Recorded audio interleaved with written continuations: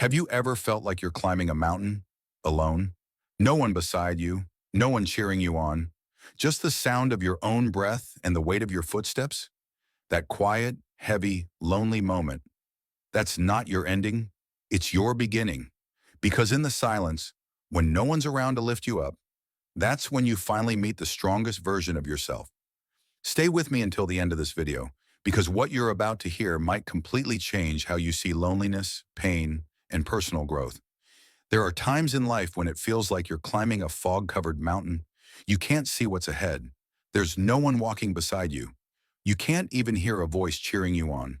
It's just you, your breath, your steps, and that heavy silence. You might wonder, where did everyone go? Why am I walking this road alone? But what if that silence, that absence of others, isn't your ending, but your transformation? Because it's often in those silent stretches when no one is there to lift us up that we finally discover the strength that's been sleeping inside us all along. Every person who has ever grown beyond their pain went through a season of isolation.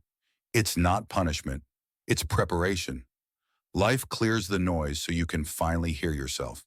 It might look like loss, but it's really the beginning of becoming something deeper and steadier. At first, loneliness feels unbearable.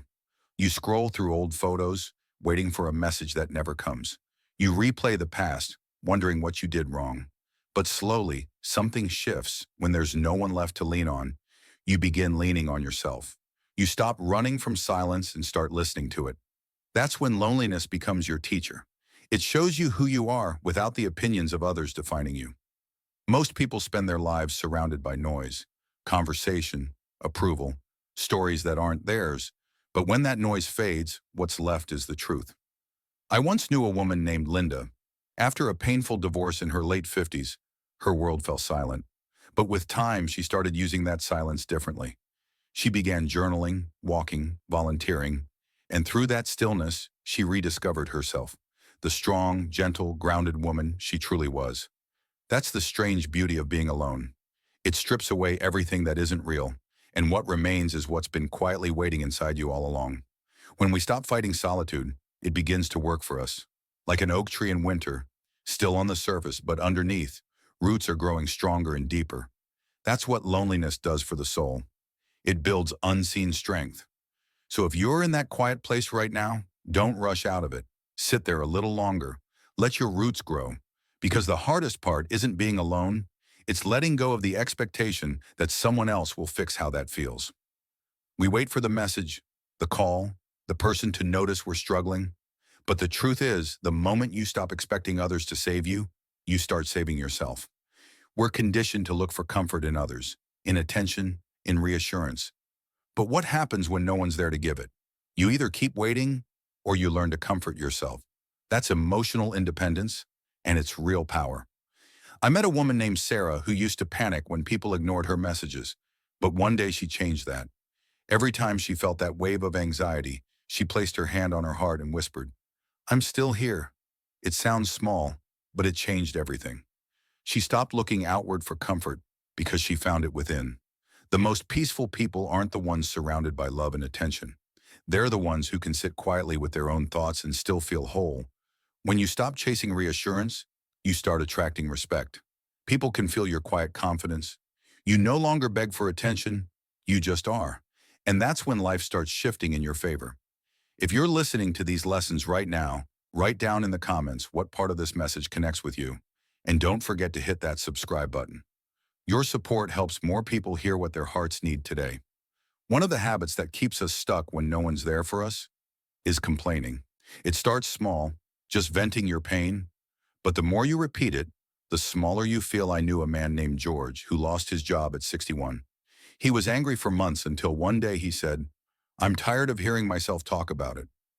That was the moment everything changed. He stopped complaining and started creating again new classes, a small business, a new life. Because complaining keeps your power outside of you.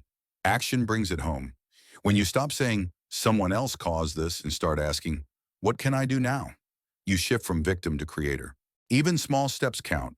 Cleaning your space, taking a walk, updating your resume. Every action reminds you, you are not helpless. Each time you act instead of complain, you plant a seed of confidence. Strength doesn't come from what you say, it comes from what you do when no one's watching. And yes, sometimes you'll do your best and still be unseen. You'll give your all and no one notices. But being unseen isn't failure. It's training. It teaches you to act from truth instead of applause. I met a woman named Carol, a caregiver who worked tirelessly for her mother. No one thanked her. She said, "I feel invisible." But when her mother passed, she realized she didn't need recognition. She had peace because she gave from love. Being unseen doesn't mean you're unworthy. It means your worth is no longer up for debate. When you recognize your own effort, you stop needing the world's approval. That's freedom, because external validation fades fast, but self-validation becomes your foundation. When you can say, "I did my best even when no one saw," that's real strength. It's quiet, steady, grounded. And when you stop performing for attention, your life becomes real again. Even when no one sees your small victories, they still count. Because the world's approval is like the wind. It changes, but self-respect stays steady.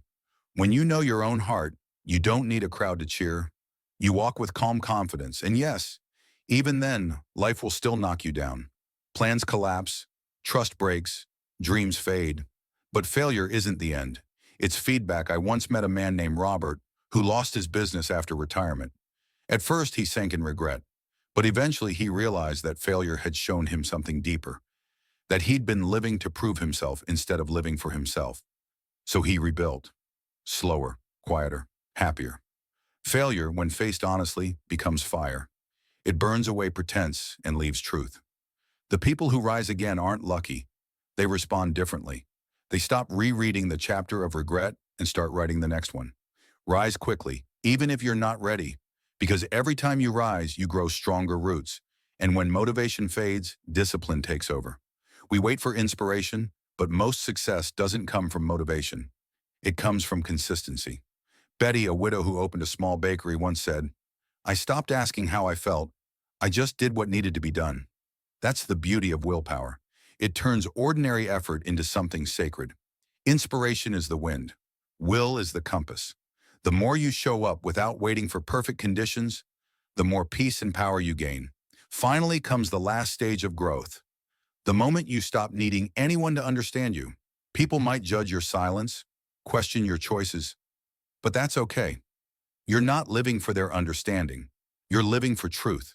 Like the retired art teacher who painted alone for years until one day her art filled a gallery. Her real reward wasn't recognition. It was peace. When you stop needing permission, you start living free. You become like a lighthouse, steady, shining, unshaken. Getting ahead when no one is there for you isn't about becoming hard. It's about becoming whole. The silence in your life isn't punishment. It's permission. Permission to hear your own voice, to see your worth, and to grow at your own pace. So if you feel alone right now, take a deep breath. You're not forgotten. You're being forged. Every unanswered call, every lonely night, every quiet morning is shaping you into someone unshakable. You don't need saving. You're free, free to define your life, your peace, and your happiness. Someday, someone lost in their own storm will see you, grounded, steady, calm, and realize they can stand again too, because you were never weak. You were just waiting to meet the version of yourself who could walk through the storm, alone. And here you are, still standing, still breathing, still becoming. That's how you get ahead when no one is there for you. You don't wait for the light to find you. You become it. If this message spoke to your heart, let me know in the comments what part resonated with you the most. And if you believe more people need to hear this, please like, share, and subscribe. Because sometimes all someone needs is a reminder that they are not alone.